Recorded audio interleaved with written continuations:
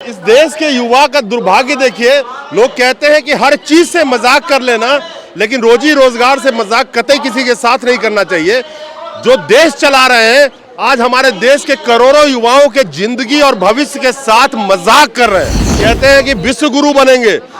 एक examination conduct करने में 3 साल लगते हैं। कोरोना में कौन सा ऐसा काम था जो रुक गया? कोरोना में कोई ऐसा काम था जो रुका, सिवाय आम जनता को घर में बंद करने के लिए बाकी सारे काम चलते रहे। सत्ता चलाने वालों को यह समझना पड़ेगा कि जिस दिन ये युवा फट पड़े तो बहुत मुश्किल आ जाएगी। आखिर एक बर्दाश्त की भी एक सीमा होती है। और झूठ, इसी इंडिया में वैकेंसी निकली थी ना, आप रेलवे ने वैकेंसी निकाली थी ना जी। तो फिर यहाँ पेपर क्यों भरा? ये क्या बात हुई? बोला आप पाकिस्तानी हो कि हम पाकिस्तानी हैं? पूछते उससे। फिर से 2024 का चुनाव आएगा, अभी फिर से बहुत सारे वैकेंसी निकाले जाएंगे। 2029 के चुनाव से पहले वही लोग ऐसे ही पोस्टर लेके खड़े मिलेंगे, ये याद रखिएगा। एक्चुअली मैं आपको बताऊं तो ये वर्चुअल नौकरी भी कर रहे हैं बिना पैसे के। Everything is virtual in this country. 2019 फरवरी, चुनाव कब था? 2019 के मई में। ये डेट पे ध्यान दीजिएगा। किस तरह से नवयुवकों को बेवकूफ बनाया गया, मैं सरेआम कह सकता हूं बेवकूफ। और उस फरवरी 2019 की जो वैकेंसी है, उसका एग्जाम कब दिया इन्होंने? कब दिया एग्जाम? 2022 में, कोरोना के बाद आपने कहा अगस्त 2023 से अगस्त 2022 से अक्टूबर 2022 तक एग्जाम दिया हमने। अक्टूबर 2022 तक एग्जाम दिया। 3 साल एग्जाम लेने में। कहते हैं कि विश्व गुरु बनेंगे। एक एग्जामिनेशन कंडक्ट करने में 3 साल लगते हैं। कोरोना में कौन सा ऐसा काम था जो रुक गया? कोरोना में कोई ऐसा काम था जो रुका, सिवाय आम जनता को घर में बंद करने के लिए बाकी सारे काम चलते रहे। धन्ना सेठों के करोड़ों रुपए रोज के बनते रहे, वो काम नहीं रुका, लेकिन आम जनता का सारा काम बनता। खैर आ गया ये जी। मेरा फिर दिसंबर में फाइनल रिजल्ट दिया गया उसका, रिटर्न का। दिसंबर विच ईयर? दिसंबर 2022 में रिजल्ट जी। दिया गया। दिसंबर में आया। आरआरसी हुबली का, मेरा आरआरसी हुबली है। तो उसमें सर फिर ये मार्च में, फरवरी मार्च में मेरा वो चालू हुआ फिजिकल, और मार्च के लास्ट में अप्रैल में मेरा वो मेडिकल वगैरह चालू हुआ। अप्रैल और 2 मई को मेरा फाइनल लिस्ट आ गया, डिवीजन अलॉटमेंट हो गया मुझको। 2 मई 2023 को मुझको डिवीजन अलॉटमेंट हो गया। 8 मई को जो लेटर आता है वो आ गया, और 16 मई को हमें 16 मई 2023 को मैसेज आया कि आपको आज रोजगार मेले में प्रधानमंत्री जी के द्वारा अपॉइंटमेंट लेटर दिया जाएगा, शाम तक आपके पास आ जाएगा। लड्डू तो बंटवा लिए होंगे सर, सबने घर में अपने लड्डू बंटवा दिए। मेल पे भी मेल आया एक कि आप सेलेक्ट हो गए हो, कंग्रेचुलेशंस का मेल आया, और आप आज आपको अपॉइंटमेंट लेटर मिल जाएगा। उसके बाद में हम लोगों ने जो मतलब मैसेज आ गया तो पता ही चल गया कि ये सब होने वाला है हमारे साथ में। मेरा सिलेक्शन हो चुका है, ज्वाइनिंग आने वाली है। तो फाइनली कॉल नहीं आया उसके बाद आने के लिए? नहीं, कॉल नहीं आया सर। 2-3 महीने हम लोगों ने जब वेट किया, उसके बाद में फ़ोन करना शुरू किया वहाँ आरआरसी में, तो वो बोल रहे हैं कि भेजेंगे। जब आरटीआई वगैरह लगाए तो 9 वैकेंसी का देने लगे वहाँ पे। आरटीआई में 9 वैकेंसी का उन्होंने दिया कि हमारे पास वैकेंसी नहीं है। फिर कई आरटीआई लगाएंगे, तब वो मतलब थोड़ा सा क्रोधित हो गए। इस देश के युवा का दुर्भाग्य देखिए, लोग कहते हैं कि हर चीज से मजाक कर लेना, लेकिन रोजी रोजगार से मजाक कतई किसी के साथ नहीं करना चाहिए। जो देश चला रहे हैं, आज हमारे देश के करोड़ों युवाओं के जिंदगी और भविष्य के साथ मजाक कर रहे हैं। ये मजाक नहीं तो और क्या है? 5-5 साल हो गए लोगों को एग्जाम क्लियर किए हुए, सब कुछ किए हुए, लेकिन रोजगार के नाम पे उनको आज तक ज्वाइनिंग लेटर नहीं मिला। तो किस तरह की मजाक इस देश के युवाओं के साथ चल रहा है। और जो 2019 की मैं आपको डेट बता रहा हूं, आप समझ सकते हैं कि अभी फिर से 2024 का चुनाव आएगा, अभी फिर से बहुत सारे वैकेंसी निकाले जाएंगे।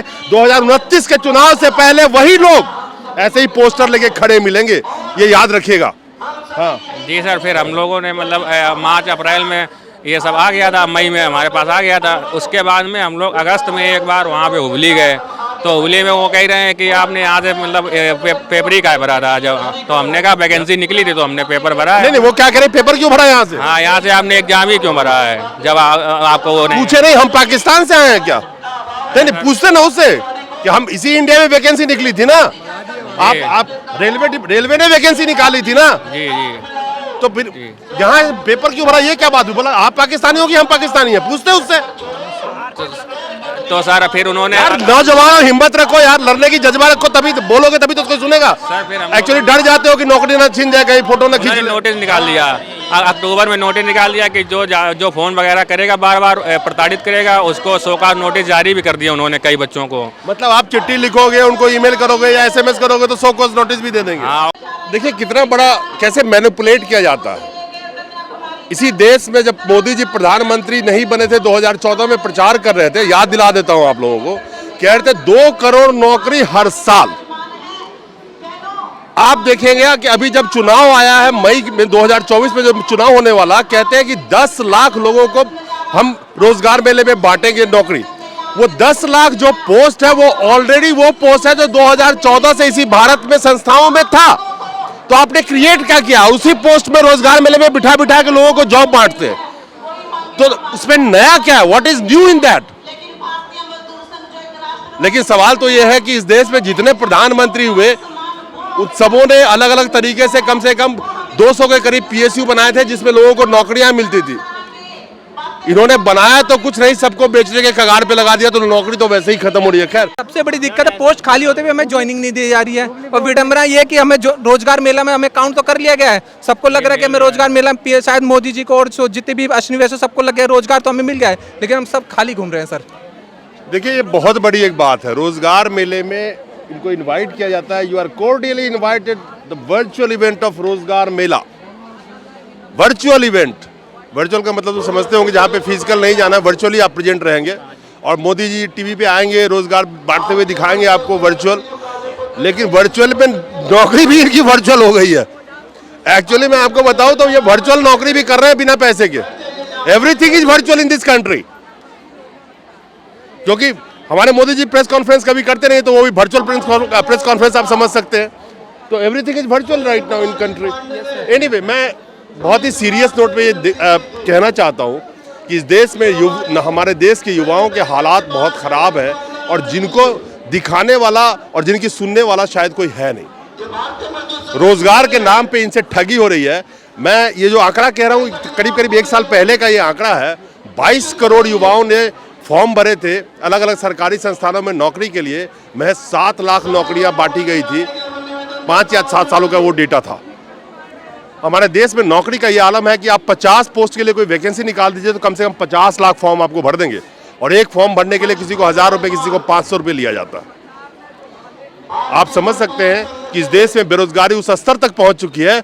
इस सत्ता चलाने वालों को यह समझना पड़ेगा कि जिस दिन ये युवा फट पड़े तो बहुत मुश्किल आ जाएगी।